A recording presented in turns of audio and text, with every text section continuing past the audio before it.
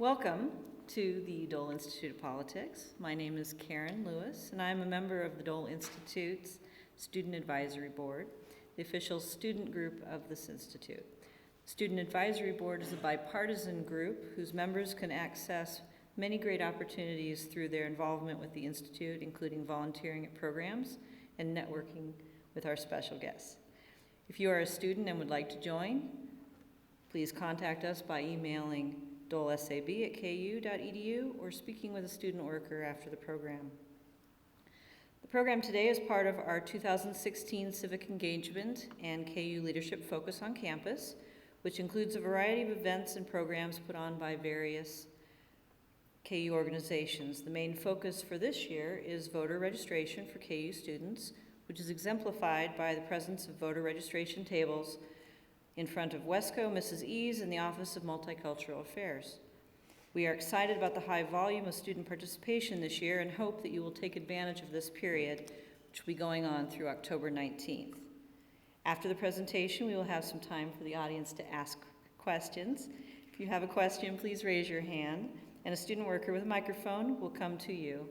Please stand if you are able and ask just one brief question. If you are having difficulty hearing during the program, please alert one of our staff members or student volunteers who will be happy to assist you. Before we begin, I'd like to remind you to please turn off your cell phones. And now please join me in welcoming Director Bill Lacey. Thanks, Karen. Thanks to all of you for coming out on this beautiful autumn afternoon. I am very excited about today's program. I don't know if you've had a chance to read Nick's bio. I'm not going to repeat everything about that, but if you read my director's note that's on the front of the program, it tells you about the first time I recall meeting Nick. And I was so impressed with his passion and his commitment, but also at his ability to show those things in a way that was perfectly in line with our mission of civility and respect for others. So it's great to have him back. His book is called The Other Space Race, Eisenhower and the Quest for Aerospace Security. It would make a great book gift for Halloween, Thanksgiving, Christmas, the 1st of January, anytime. It is not only special because Nick wrote it, but it's special because it was published by the Naval Academy, the Naval Institute Press. How many of you have heard of the author Tom Clancy? Quite a few of you. You may recall that his very first book, The Hunt for Red October, was published by the Naval Institute Press. And so that's great. The other very interesting thing about this book is it's got a cover note written by this guy named William B. Lacey, director, Dole Institute of Politics. And that's the first one of those. Endorsement. Yeah, that's one of the first one of those I ever got a chance to write. But it's great to have him back. We'll get him to talk a little bit about his days here before we go into the book. But please welcome Mr. Nick Sambaluk. Nick. Nick, let's start with recalling some of your times at the Dole Institute and what you remembered and what you took away from this place. Well, I think the Dole Institute was really the highlight of my experience at the University of Kansas. Always, I could rely on the Dole Institute bringing to the table interesting perspectives, informative speakers, like I said, civility, the discourse and passion and intellect about a range of topics that were absolutely fascinating and incredibly relevant. And so being able to participate in Dole Institute events, both as an audience member and then also later on as a member of the Student Advisory Board, was just a tremendous thrill and an honor because I could always go and find something out that was tremendously fascinating. And it was always an exhilarating experience. I could always look forward to the great events that were going on, both on sort of the political front, where you have the regular from the Democrat angle and the Republican angle, guest speakers and such, and also when you have folks coming in like Arzu Gailbolyeva, the Azeri, the pro-democracy advocate in a place where that's a pretty tough thing to do. when Viktor Yushchenko came and spoke, getting to attend his sort of the luncheon and then his evening event also. Just an amazing array of speakers and tremendous talent and civility. People who were able to describe current affairs and history and all sorts of relevant events from different angles with different perspectives and insights, but in a way that was inherently respectful. And that was just a tremendous blessing.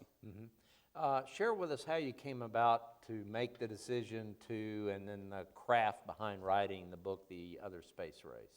Well, thank you. So the book originates really with research that became my dissertation. My first semester here, I had a course with Roger Spiller, who was moonlight teaching for KU and was also working for the Army School at Fort Leavenworth. And I thought, that I was doing some projects dealing with the 1960s. I noticed the Dyna-Soar project, this idea for a space glider bomber. And typically with these history books, their focus would be elsewhere, and so they'd mention this in about a sentence or two, and they'd say it was canceled in late 1963, and, well, sort of that was that. And I thought, well, it's kind of strange that all these histories are saying, well, this thing was canceled, and moving on to the next topic. There's got to be more backstory here, and indeed there was. Unfortunately, the historical record is preserved, and so I was able to dig deeper and see what is the history of this project, and how does it fit into the larger context of policymaking in space, in security issues, and also of presidential leadership kind of issues at a crucial period in the Cold War. Kind of put in context for all of us the importance of the space race in the overall Cold War. Well, that's a tremendous question, Bill, because the space race's impact is really, it's multifaceted. From Eisenhower's perspective, the role of space, or the purpose that space could fulfill from Eisenhower's perspective, was to provide a safe forum for space reconnaissance. One of the big problems that the Americans and the West in general faced during the Cold War was a massive differential in intelligence capabilities. And this is a time where both sides are arming by leaps and bounds. The Soviet Union developed a nuclear weapon in the fall of 1949 and tested it in secret. I mean, which is a pretty chilling thing when you think about it, because we normally think of atomic weapons as something you develop for a deterrent purpose. And so when the Soviet Union developed a bomb and tested a bomb and didn't mention it to anybody, and we found out actually because of US aircraft on the Soviet periphery testing the air qualities and noticing, golly, there's a lot more radioactivity than we would normally expect in polar air, and matching up the isotopes and thinking, yeah, this looks like a bomb. It's very problematic to think that the Soviets have a bomb, have tested a bomb, have not shared it with the world. What do they want that for? There's a tremendous need for intelligence data to be collected and then to be analyzed about the Soviet Union. And it's a problem that the West had about the Soviets that was not reciprocal. The Soviet Union was able to neutralize, kill the human intelligence folks who were in Soviet-controlled territory. The Soviets did not need to spy very hard to find out what U.S. capabilities were. All they really needed was 50 cents they could buy a newspaper, and they could open the pages and see where our bases were, what our budget looked like, what our emphases in our defense budget was about, and they could have a pretty good sense of what we were doing. There was no way to do something like that about the Soviets, and so there was a tremendous need for reconnaissance data of some kind. And if you can't get it on the ground, and you desperately need it, how do you answer it? And so from Eisenhower's standpoint, the way of accomplishing this was kind of a two-step process. And one of them was, in the short term, you find something that you can build in the relatively near future, take a year or two to develop it, and this is going to be the U-2 reconnaissance aircraft. It can fly about 70,000 feet altitude, which is higher than at the time anybody could actually intercept an aircraft. And if you can have cameras rolling on a plane that can fly higher than anybody who can shoot it down, you can get intelligence data that you can look at, analyze, and figure out what the Soviets at least have deployed and developed. The problem is that if you're flying over the Soviet Union, you are technically violating their airspace, which is a breach of international law. And so the protection for the U-2 is the fact that it can't be shot down in the near future, and that it would be embarrassing for the Soviets to admit that they're being overflown, but can't shoot it down. It's a very finite sort of safety margin for it. And Eisenhower's advisors in 1954 were pretty much blunt with him that if you could build a plane like this, you could pretty well expect that you're gonna see at least one of these airplanes shot down by the Soviets sometime between 1959 and 1960. There's gonna be an incident where one of them is intercepted successfully. And the prediction was absolutely accurate. So this is a stopgap. The longer term solution would be to build something that is somehow above Soviet airspace, a satellite that goes through space itself. But at the time, it wasn't clear whether airspace jurisdiction, whether national sovereignty extended endlessly up into the sky. And if it did, then any kind of eventual satellite that was developed would have the exact same problem that the U-2 would in legal terms.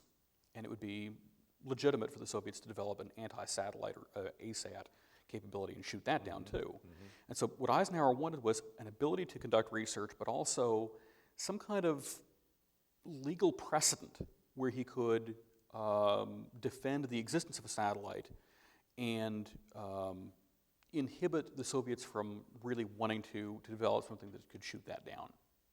Okay, how did, you've described Ike's objectives and policy goals. How did those compare to the goals and objectives of other policymakers and leadership in the U.S.? Sure, that's a really fascinating thing because it does not line up with the objectives and the perspectives of particularly the Air Force's leadership. From the Air Force perspective, their grounding is perhaps not the word I would have chosen for the Air Force, but the Air Force. We have no Air Force folks here, so. The Air Force's perspective was essentially built upon the notion that you could be fairly decisive by means of aviation, especially strategic attack, strategic bombing, particularly with large, powerful ordnance like nuclear and thermonuclear weapons, and that if you could fly higher and faster and farther than your opponents, you could exert your dominance, and since the United States wasn't trying to wage and win World War III, it would develop the capacity to do so for the purpose of maintaining a deterrent effect. And since the assumption was that technology is and will continue to grow by leaps and bounds, and it was a reasonable assumption in many ways. I mean, this period, the second half of the 1950s and going to the early 1960s, the aircraft as an invention is half a century old.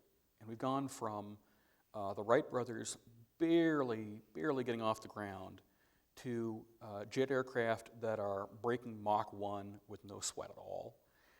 Combat that in the Korean War, you have combat amongst jet aircraft happening well above 40,000 feet. And this is in half a century. That's really pretty quick growth in the technologies. And so the expectation is that this spiraling increase in technological capacity is going to keep going forever. And so in order to maintain the deterrent effect, you need to always, the idea is, keep going a step ahead of the Soviets, flying and creating vehicles that can fly ever higher, ever farther, ever faster. And eventually, you'll get to and into space. Mm-hmm. Mm-hmm. Okay. How did U.S. political leaders from Eisenhower, to others, leverage crisis to support their, policy of, their policy visions about space, right. Space program? Yeah, because being able to have these visions is one thing, but being able to enunciate them publicly and gain some kind of popular support for them is tremendously impactful, especially when you've got a conflict of perspectives. This sort of collision course, we can see it as far back as 1954, but not a lot of people are thinking about space in 1954. the launching of the Sputnik 1 and then Sputnik 2 in October and November of 1957 created a very different environment in terms of national discourse. Space became a topic that you could more easily expect to hear about, hear being mentioned in media and perhaps amongst ordinary folks. And this gave people, especially in the Air Force and the trade press, the opportunity to enunciate their ideas that they had already more or less been developing low-key, not secretly, but just sort of on a low-key. They could push this to the forefront, and they could advocate their ideas as an answer to what the Soviets were doing in space. And once that was happening, you've got people who are engaged in politics who are looking for an opportunity in the next election cycle or an opportunity to become president in 1960, thinking, aha, we've got an issue now. We've got a defense-related issue, a security issue where the president looks inactive and weak, and for all we know might be inactive and weak. We will jump on that, advocate the similar things to what the Air Force and the trade press in aviation wants to do, and we'll show our own activity and earnest interest in space issues. Mm-hmm. Mm-hmm. Was the missile gap an example of leveraging? Missile gap is a terrific example of that, yes. So throughout Eisenhower's period, you've really got kind of two strands of people who are trying to critique Eisenhower on defense issues and struggling because Eisenhower's got a fairly good resume on defense issues. I mean, he's 50 years in the Army, he's seen a thing or two, the whole D-Day kind of deal.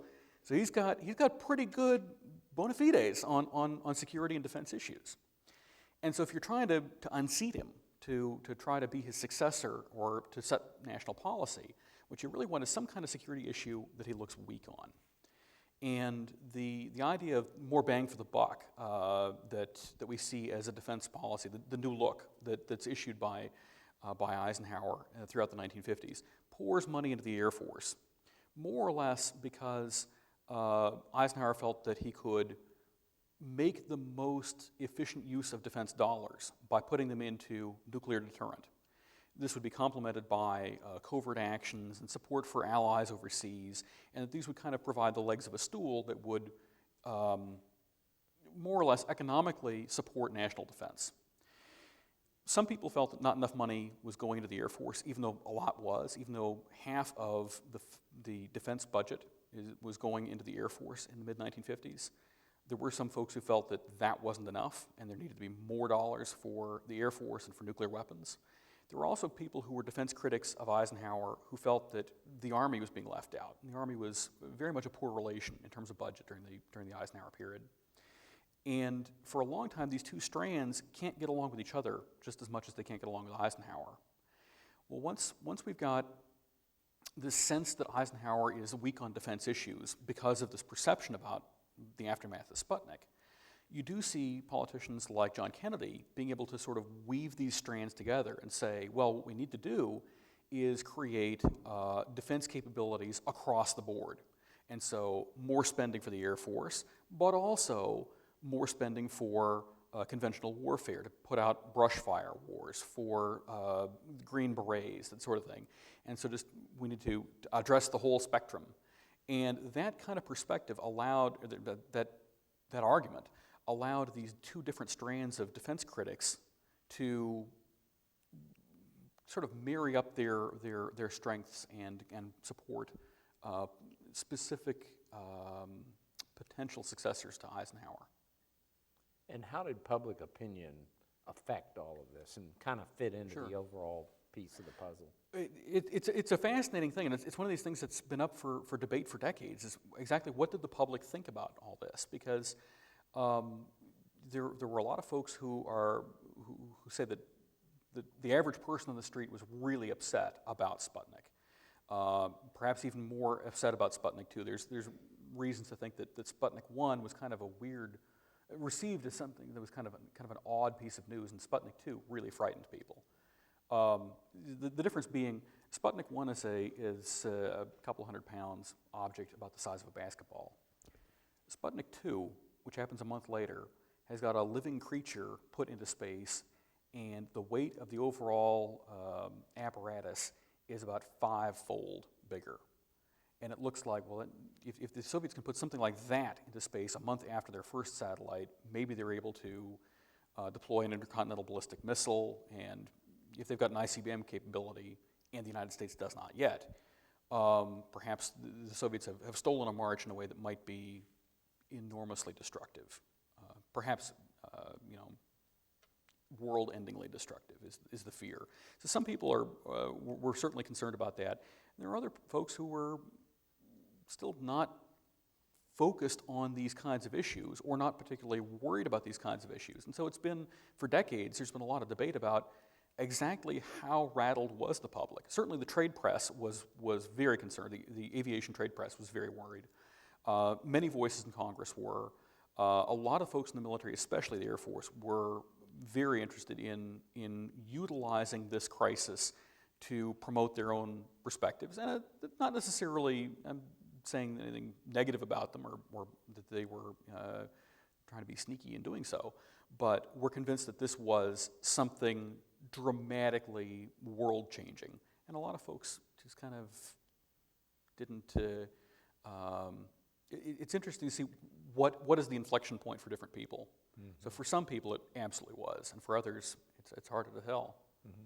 Now I know this is a subject that you found really fascinating when you were doing research, and we were talking about it a little bit before our program started. So take a little bit of extra time and explain the Dyna-Soar project, and not Dino-Soar, Dyna-Soar. I should enunciate that very clearly. And what it entailed, and who was involved with it, and what its purpose was. Sure, thank you. So the Dynamic Soar or Dyna-Soar program, its sort of origins can be traced to different periods, but if you want to go as far back as possible, you can say that there are folks like Eugene Sanger in Germany in the pre-World War II era who were thinking about, wouldn't it be neat to launch a vehicle off of a long rail, some sort of ramp that's pointed skyward, and it would get up to the atmosphere and it would skip along the atmosphere, kind of like if you're throwing a rock on a pond, and it's able to just sort of graze and bounce and graze and bounce and go across the pond. What if you could extend an aircraft's range by bouncing on the top of the atmosphere? This idea was sort of floated, explored a little bit on paper during the 1940s, and then into the 1950s. All these folks they're Germans. After World War II, they're scooped up predominantly by the Americans. And folks like Walter Dornberger, who's Werner von Braun's boss, go to the U.S., sort of cleanse their record enough to go to places like Bell Aircraft and say, have I got an idea for you? And Bell Aircraft looks at it a little bit and floats its own kind of extrapolation to the Air Force in the early 1950s. One of the things they notice is the intense heat. It sounds great to skip a stone on a pond and do the same thing with the atmosphere, but the kinds of heat that you'd be stacking up on the surfaces of a vehicle trying to do that would be enough that it would just burn up. And so the idea sort of transformed into, well, maybe instead of shooting this thing off a ramp almost like a V1, we'll go ahead and launch it straight up on top of a rocket booster. And instead of skipping along the atmosphere, we'll just pop it up far enough and fast enough that it'll become an orbital vehicle. And once it's an orbital vehicle, we can do all kinds of wonderful things with it. We can perform the same Air Force air power missions that we have been doing in the sky, but just do it higher up. With orbital space, you can cross to any part of the planet, and it should be fairly easy. What kind of altitude are we talking about here? We're talking hundreds of miles. Okay. So, yeah, we're talking 200 or 300 miles altitude, so-called low Earth orbit. Bless you. So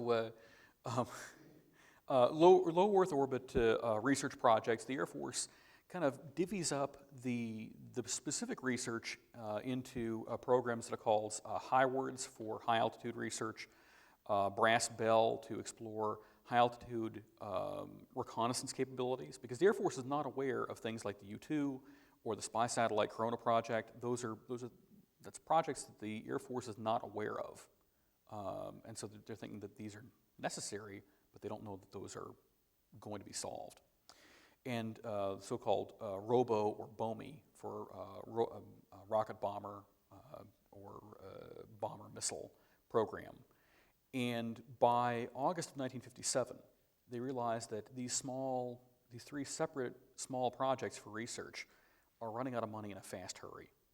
Even do paper research, this stuff is incredibly complex. This is way past imminent scientific capabilities. And they're never really getting a whole bunch of funding in the pre-Sputnik era.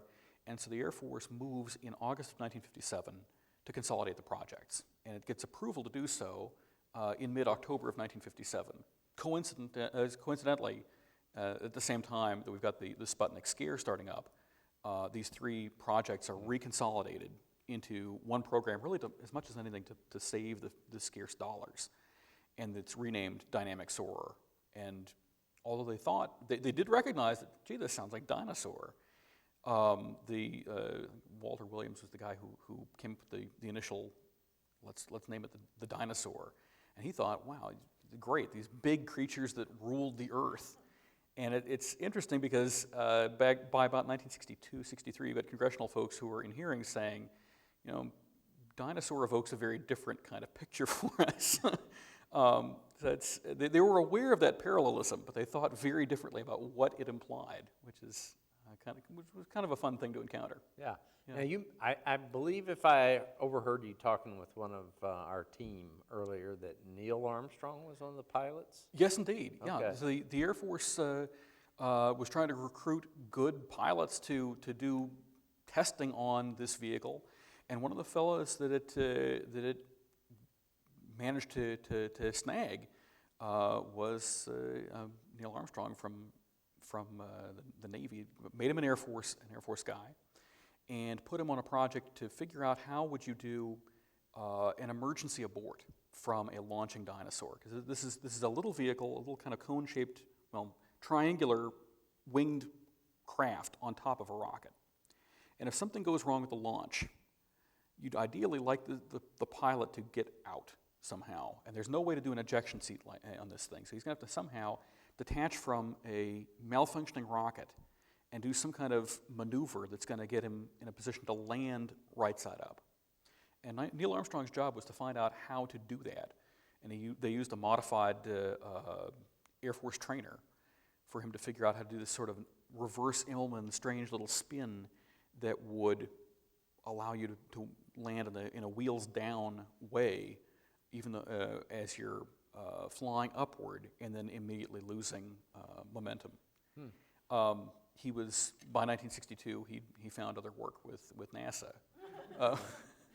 And something happened to him after that. I don't Something recall. you just don't remember, yeah.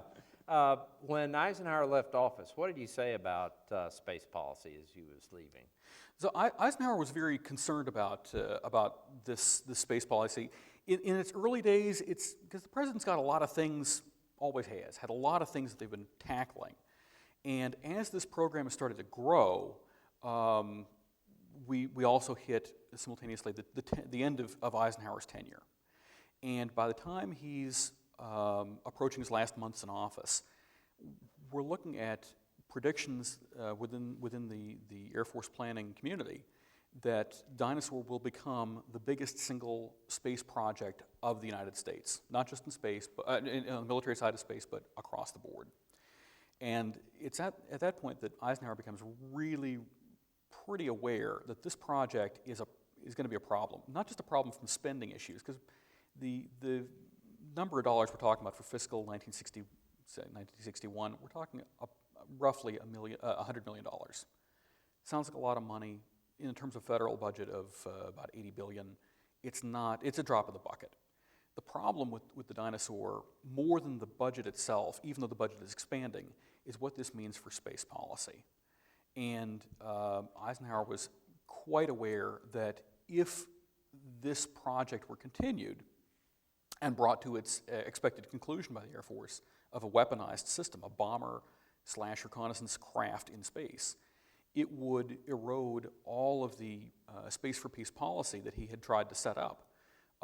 In the mid-1950s, Eisenhower pushed the so-called open skies proposal, right? In July of 1955, he'd floated the idea, well, what if we just kind of bilaterally between the United States and the Soviet Union ignore our own airspace sovereignty for each other's reconnaissance planes. He was trying to build a way for the U-2 to fly legitimately over the Soviet Union. The Soviets balked, and he decided rather than not have intelligence, he was going to fly it anyway. He wanted to achieve something like open skies for space. And this space for peace policy was inherently threatened by the Dyna-Soar's existence, and especially by its continuation. And so Eisenhower was weighing his options about, well, as his presidency was ending, could he somehow take some action that might halt or stymie the Dyna-Soar's development? And although he wanted to, he decided it wasn't really feasible, because if he did it, it would appear to be this stodgy old guy who never understood technology, cutting off this program right as he's leaving, and his successor will just start it back up again. And he realized that it wasn't going to be really productive to try to shut the lights out as he left. And so instead, what he focused on was trying to reshape his farewell address, which is now probably one of the most famous speeches, certainly given by Eisenhower, but arguably given by any president. And it substantially changed its shape. It had originally been about not only warning about the scientific technological elite and the military-industrial complex, but also talking about global dynamics of the Cold War. And what we see, and this is through papers that were discovered only about 5 or 6 years ago. They'd been lost for half a century. The drafts of the speech, we can see the draft evolving. And Eisenhower increasingly shifts his focus to prioritize these technological issues to make sure that the public is really made to be aware that, of the dangers here of potentially going overboard. And so he essentially reshapes his last words to the country in order to try to get, one more time, the country to think about space in a new way. And other defense issues, but space is pretty important in there. Okay.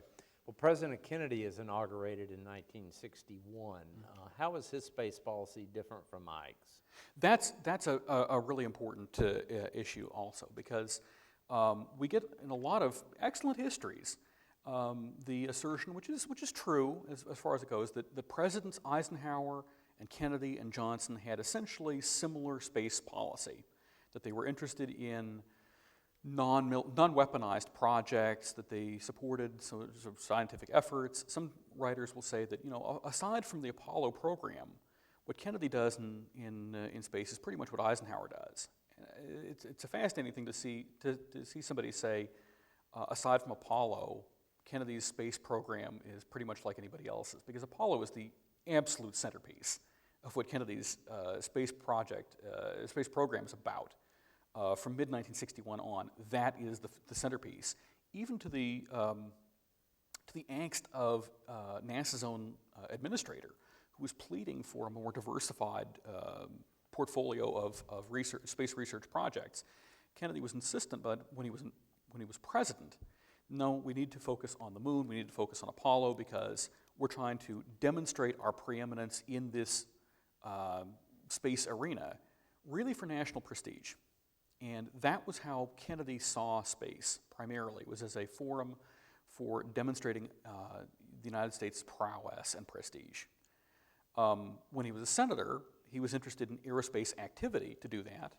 When he became privy to the full panoply of American reconnaissance data, courtesy of programs like Corona, and realized the missile gap had never existed. The idea was that first, in the mid-1950s, that the Soviets were building better bombers and more of them. This was the so-called bomber gap. It never happened. But people didn't know that the Soviets were actually behind, because the information that we had was only held by Eisenhower himself, because they were U-2 photographs. And he didn't want to let folks know about the U-2, because then the program would have to end, because he'd be admitting international violations of Soviet airspace. The missile gap was very similar. It was the fear that the Soviets had intercontinental ballistic missiles, and the United States didn't have as many or as good. And again, that too was something that was really not the case at all.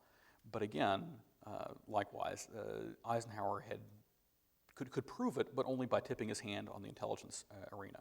Once Kennedy became aware of all this intelligence data that undercut the defense part of his presidential campaign, he had to decide how to make some very swift changes, especially in space policy.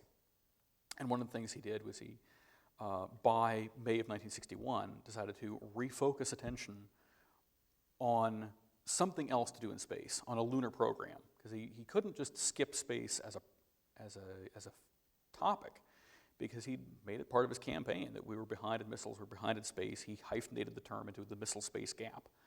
So he couldn't just say, oh, that doesn't matter anymore. He had to come up with something, but it couldn't be Dyna-Soar. And so what was he going to do? He looked around, had Vice President Johnson search for quests that might be achievable in some kind of realistic time frame, and came up with the Lunar Challenge. And so he refocuses attention to, let's go to the moon. Following Kennedy's interest in space is a really kind of a fascinating thing, because we remember him as a space president. He's sort of propounded as the pioneer of space. Behind closed doors, he tells NASA Administrator Webb, I don't care very much about space. I'm not very interested in space. And he says that in November of 1962, so right after the Cuban Missile Crisis. It's interesting to see that stark differential between sort of the public assertions and the private assertions. I think it really points to how, for him, it wasn't about space. Space was just a means of getting to U.S. prestige. Mm-hmm. And it's interesting. I think it says something about his approach to leadership, to try to prove through activity U.S. capabilities. Nick, Eisenhower has traditionally been thought of as a solid, if unexceptional, president. But there's been lots of scholarship done over the last, 15, 20 years that indicated that he was far more engaged, far more connected, far more aware of what was going on. Do you think your book adds to that impression? I sure hope so. I think Eisenhower is a much more active and competent president than he was long thought to be. There were the prevailing attitude was for decades, as you say, that Eisenhower was a nice guy, sort of avuncular, liked to grin, really loved golf, didn't really do very much. Sherman Adams kind of ran the country, and for the most part, people didn't really challenge that idea for several decades. And I think what we're starting to see as declassification of documents comes out over the decades, and as new scholars take to the field, a picture of a much more active, interested, energetic Eisenhower than we have long imagined. And I think it's a really important thing to notice, that difference between what was seeming and what was being. And I think, to an extent, this was something that Eisenhower intended. This is, unlike Truman, his predecessor, and unlike Kennedy, his successor, this is a guy who attended and convened regularly National Security Council meetings on a regular basis, and was present to hear arguments, was challenging his colleagues, underlings, advisors, liked to think out loud. Very, very intellectually active person. He didn't show that, and I think he didn't show that for a number of reasons, but predominantly it was because he wanted the public to have that impression of the grinning Eisenhower, because he was a little bit uncomfortable with the idea of a soldier president. He felt by 1952 that somebody needed to step in, that he probably needed to be that person, given what he saw as profound shortcomings in defense and economic policies on both the mainstream Republican and mainstream Democrat sort of political sides, and that he needed to step forward and present this kind of alternative. But he was very uncomfortable with being a soldier president, and so he wanted to make sure that people thought of him as somebody likable. The I like Ike concept is, I think, pivotal to his conception of what he wanted people to understand him to be as president. And so once he wanted to be seen as likable rather than seen as formidable, he has to take on this avuncular image. He has to go golfing. He has to grin. He has to look disengaged. He needs the hidden hand.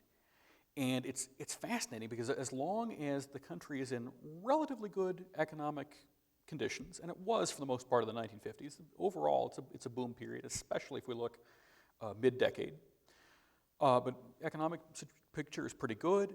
The security picture is reasonably good, considering that this is a time where we see a spiral in weapons of mass destruction being built on a pretty substantial scale. The security picture for the United States is pretty solid. And as long as that's the case, an avuncular-looking Eisenhower can do his job, his political job, pretty effectively. As we can see in his election in 1952, and especially his re-election in 1956. The real problem, though, and I think this is something we see with leadership styles of all kinds, is that their strengths kind of incorporate their own Achilles heel. For Eisenhower, this avuncular image that kind of masked an incredibly energetic and competent sort of interior meant that once there was an issue, some sort of security issue, defense issue that looked problematic, Eisenhower looked like a guy who was not at the helm when the country was at sea, and that's a problem. And that was something that I think Eisenhower was fighting for the last 3 years of his presidency, was that perception. And to a degree, that was a perception that owed its foundation, its groundwork, to the avuncular image that he had honed in a very different kind of security context. I think it's an interesting thing, but I think we can see parallels in across different administrations, if we wanted to, where the image that you want to project is done for a deliberate strategic reason, politically strategic reason, but the environment will change. It'll respond to what a policymaker does, and it'll start to make that image less effective than it had been at the outset, probably. Okay, I have one final question, then we'll open it up to Q&A from the audience. Can you this was your first book, right? Yes, indeed. Can you take a couple minutes, and I realize you said it was really, kind of started as your dissertation. Describe a bit of the craft involved in the research. Where'd you do the research? How'd you go about it? And then kind of on a day-to-day basis, how much did you write? Did you have hours that you wrote in? I'm kind of curious as to the mechanics of how you got the book done. Well, thank you. Yeah, so I definitely encourage people, if you're thinking about writing a dissertation or a book, pick a topic that you're passionate about, because this is going to be your bad relationship for years. And it's going to be there, demanding your time, demanding your attention, demanding your money, and mad whenever you didn't take it somewhere. And so you really want this to be something you intensely love. It started it's spurred from a research seminar paper, and I thought, well, let's turn the clock back and look at the earlier days that get almost no attention. If there's a story that needs to be told, I'm going to tell that. Where are the archives? And one of the great things about being in Kansas, and there are a lot of them, is that if you're doing the middle period of the Cold War, especially early middle period of the Cold War, you got Truman to your east, you got Ike to your west, and that is just terrific. And so one of the destinations, one of the meccas for research was the Eisenhower Library. I went there as soon as I went to all but dissertation ABD, finished coursework, and could start working on this project. I did research trips out to the Eisenhower Library, the standard kind of grad student, staying in the Super 8 and saving my quarters for the copying machine kind of thing, and found a lot of things that were tremendously fascinating. And I really enjoyed that. And then later on in the project, actually, as I was early in the drafting stages, went back to the Eisenhower Library because the drafts of the farewell address were actually released while I was doing this research. Oh, wow. So it was really pretty phenomenal opportunity, very unexpected, and a really wonderful blessing. So I made a few trips more to be able to go through the ultimately about 16 drafts. Some of them are online, but they're all really fascinating things. So the Eisenhower Library was one of those archives. I also went to the Library of Congress in Washington, D.C. Mm-hmm. They're a great outfit. It was terrific getting to work there, and they've got a lot of notable people's papers, including folks like Thomas White and Curtis LeMay, big Air Force figures, senior Air Force leaders. preserved. LeMay's got something like 150 boxes of documents, so that was fun. And the NASA headquarters archive actually is a few blocks from that, and the folks there are tremendously skilled at finding things that no one's ever heard of and sometimes are not where the record locator says they should be. There was one document on early dinosaur development that they found that had been somehow misfiled years back, and how they figured out where it would have been misfiled is beyond me, but it's a true inspiration I'm really grateful for. And then the other major archives, Fort Leavenworth is nearby, and they've got a lot of published resources like the aviation trade journals to get a sense of sort of what was the trade press saying. But on the Air Force archival side, the Air Force Historical Research Administration is located at a place called Maxwell Air Force Base, which I got to go for research there in the fall of 2010, and by a sort of life circles around kind of way, started working there as a historian 4 months ago at Maxwell Air Force Base for one of their new educational entities they're standing up. So it's great to be next door to archives once more. As far as the writing process goes, because the most fun, if you pick a topic that you're passionate about, the most fun stages are the research and the writing, and you can really just go full nerd on it, and it's just tremendous. On the writing I love doing, so I started on January 1 of 2011. So I figured one of the things I'd seen people do when they were writing dissertations is notice it's not going very fast, we'll extend it a year, and extend it a year. And pretty soon you've been working on something for a decade, and it hasn't quite been finished yet. And I wanted to know exactly how long I'd been working on this project. And I figured the easiest way to know that would be to look at a calendar and know what day is it.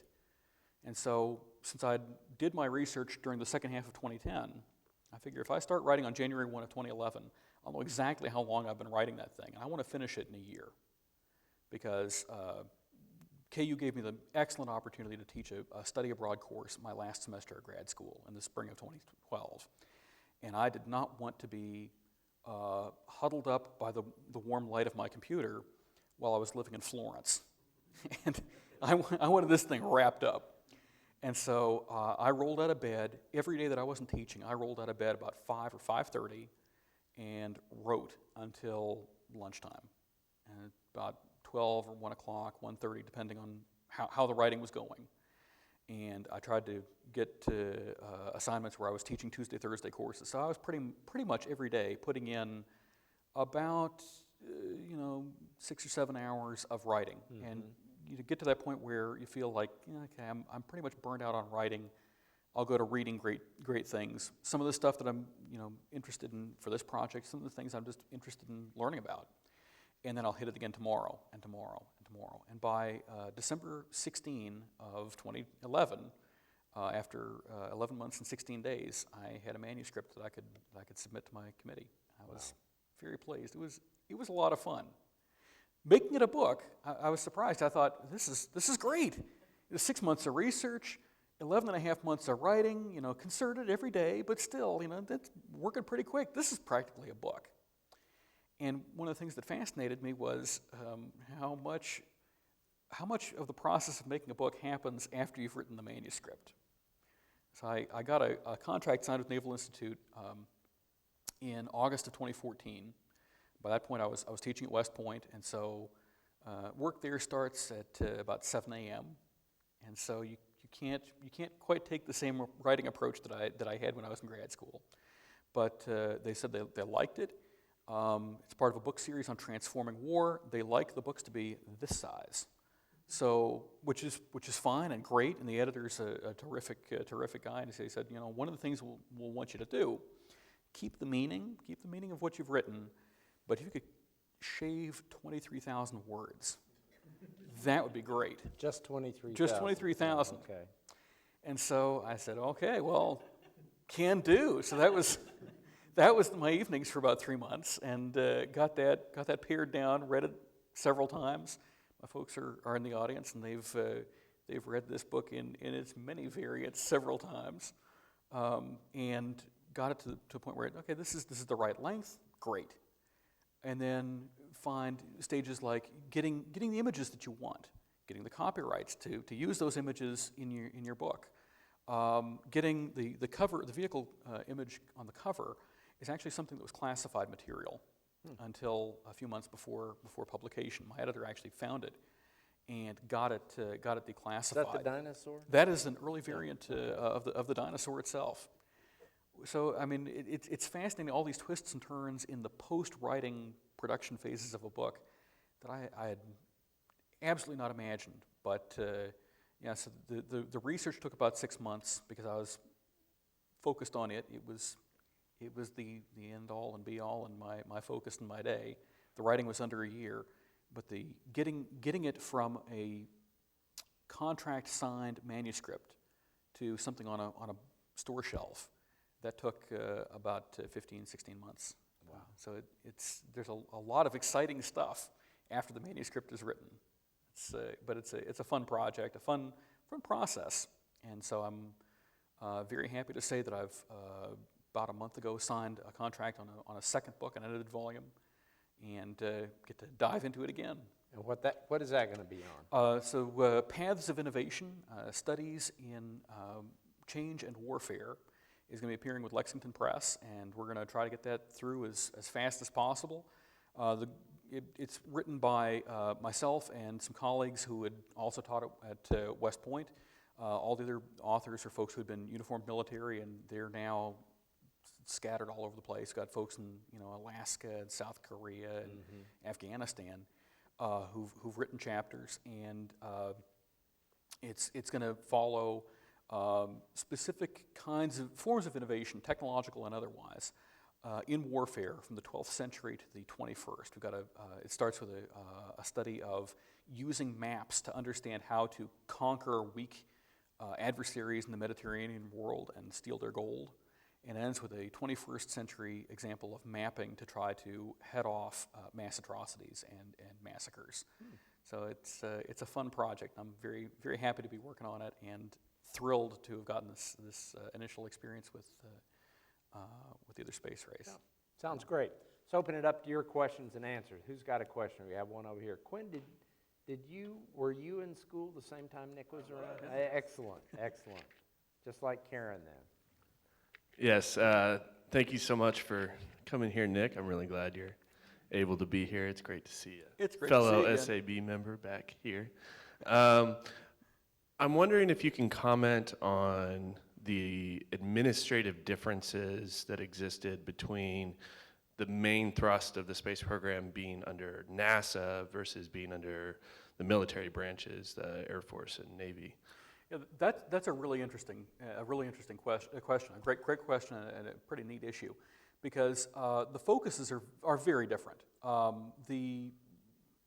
NASA was formed by Eisenhower really in 1958 after Sputnik, really with an eye toward assuaging the part of the public that was very concerned about the Sputnik 1 and 2 problems, showing that the U.S. government is doing something in space. And so NASA is really focused on space science and demonstrating U.S. commitment to space science. As such, you can almost think of NASA projects as typically being individualized science experiments that are just out there in space. Each one is going to be a little bit different. From the experiments themselves to the launch systems. On the other hand, in contrast with the military's objective is to be able to do something in a regularized, repeatable way, often on short notice and on quick demand, and to operate both in a lethal environment and also to deal lethality.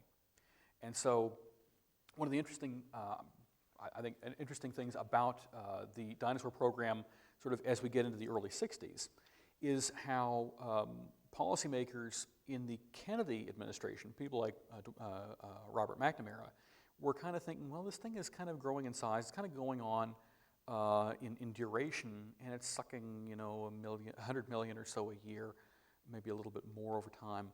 What is this Dyna-Soar doing, or what is it going to be able to do that can't be done by other systems? And so McNamara, by spring of 1963, ordered that there be a comparison of the Gemini system, a NASA project, with the Dyna-Soar. And the idea was that you could, according to McNamara, have a blue Gemini, an Air Force Gemini capsule with 2 people in it, compare it to an Air Force Dyna-Soar with 1 person in it, and see, well, what can they do differently? What does the second person give you as a capability? What is the cost of launch? What is the cost of maintenance? What is the cubic area of space you can have for deploying a satellite or something into space? The Air Force knew what it wanted to put into space. It wanted to park nuclear weapons in orbit and then drop them if the Soviets ever tried anything. And it's interesting, there are these memos from November of 1958 explaining that the Air Force's objective, once this is all accomplished, is to have the Dyna-Soar be a taxi cab for nuclear bombs and then just drop them from space. Now the problem is that if something is in orbit and you drop it, it keeps flying, keeps in orbit. And so deorbiting this thing so that it'll return through the atmosphere, not burn up, and then fall in the right spot is quite a scientific challenge. And that's one of the things that Eisenhower's advisors were pointing out when the Dyna-Soar came up as a topic, as early as '58 with Eisenhower himself. It was like, yeah, this is maybe an interesting research project in terms of hypersonic flight in space, but you can't take something out of a parked orbit and then drop it. It's going to need all kinds of support structures to make it fall in the right spot. The Air Force was bothered by McNamara's order to study and compare the Dyna-Soar and the Gemini side by side, because from McNamara's standpoint, well, here are 2 space things that we can paint blue. From the Air Force's perspective, these are totally different. The dynamic soar exists in order to be steerable.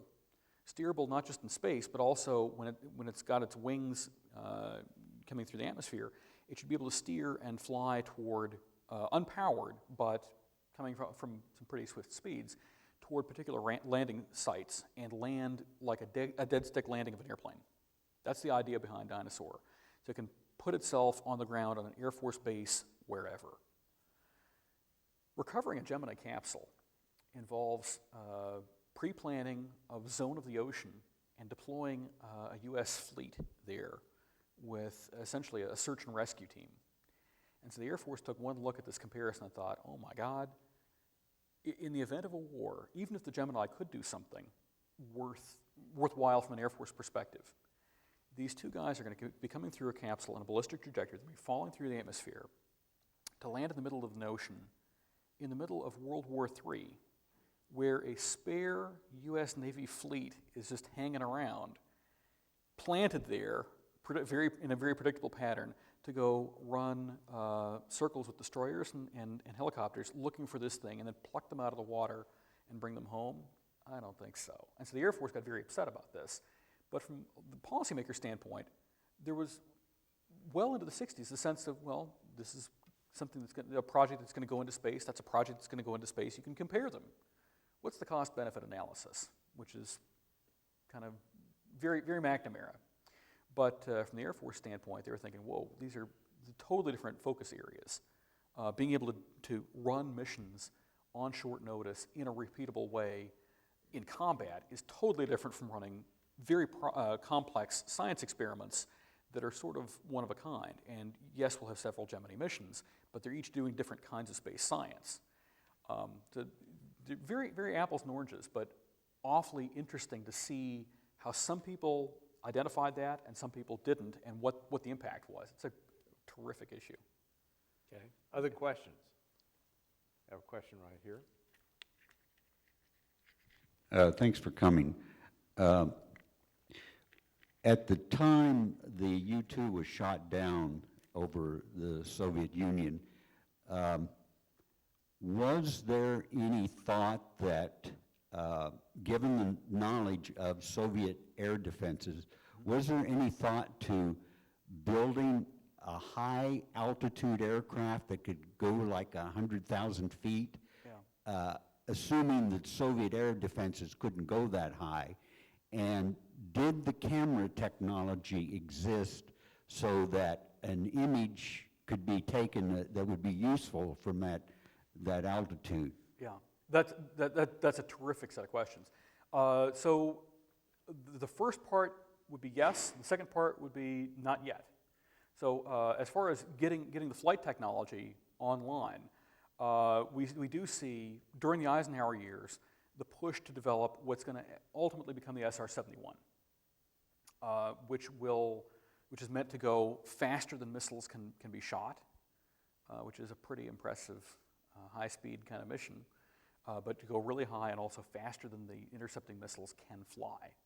And then for really tough security environments where you want to do a reconnaissance mission and even an SR-71 might not survive, they developed a drone that could kind of piggyback on top of an SR-71 and look sort of like a one-motor unmanned version of it, and it would launch in the air from the SR-71 in flight and fly over and take pictures and relay the pictures and then crash land because it wasn't an effective enough drone to actually land in a real way. But yeah, they were absolutely working on that because you're right. This technological, continuing development. The U-2 is great. It's really, really impressive. It's still running and doing a great job. But yeah, as soon as somebody can put a missile up to 70,000 feet, it's not safe, and so you need something more. And so they were working on that something more, pretty much immediately. And the SR-71 and its piggyback drone is essentially what we see coming out of that urge. Because you're absolutely right, and it's a really important issue. The second part was about cameras, right? The cameras did not yet exist that were capable of doing this, and so those had to be developed. And so they bring in people from like Kodak and Eastman and develop vastly better cameras than had ever existed before. Because we're talking about taking pictures from tens of thousands of feet higher than had been done before, and also getting clarity in the resolution on an order that had never been done before at the same time. And the challenge is extremely profound. And they did start working on that because there wasn't anything available. There was no commercial off-the-shelf, no COTS spy camera like that. But they started working on it right off the bat and developed some really impressive cameras. And they've got one of them, I think, is on display, I think, at the Air and Space Museum in Washington, D.C. Another one is at the Wright-Patterson Air Force Museum in the Dayton area. And these things are really impressive and pretty bulky. And my understanding is that we still see those kinds of cameras being used in addition to digital. They're still relevant. That's pretty fascinating stuff. Awesome questions. Yeah. Do we have any other questions today? We'll take one more right here. Well, it seems that military and national security concerns were the motivation for our early space program. Mm-hmm. Do you have an opinion as to what motivates it today, our space program today? That's a really good question, it reminds me. I was looking through my phone on the internet, and I was checking kind of the news, and one of these news pieces was from, I think, Monday, talking about this mysterious Air Force project, the X-37B, which is making another mission. This is something that it's about 2/3 the size of the Dyna-Soar. It's an unmanned orbital spacecraft the Air Force has. It kind of inherited it from NASA in about 2003 and has been running pretty lengthy unpiloted missions. The second of these was actually launched the day that I defended my portfolio and became able to focus on the dissertation. And so that was a wonderful way for the Air Force to celebrate this project, was with the launch of the X-37B.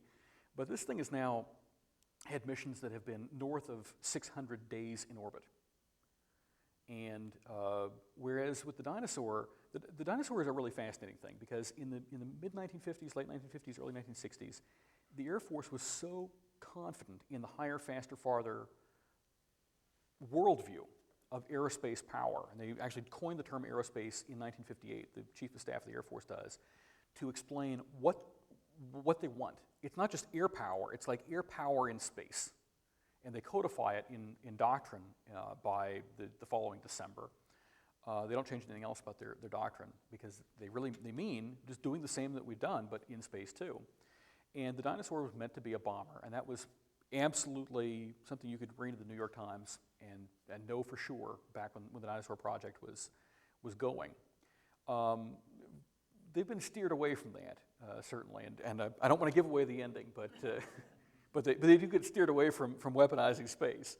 But certainly, there's a lot of activity in space by a lot of entities, including the military, non-weaponized, but certainly important.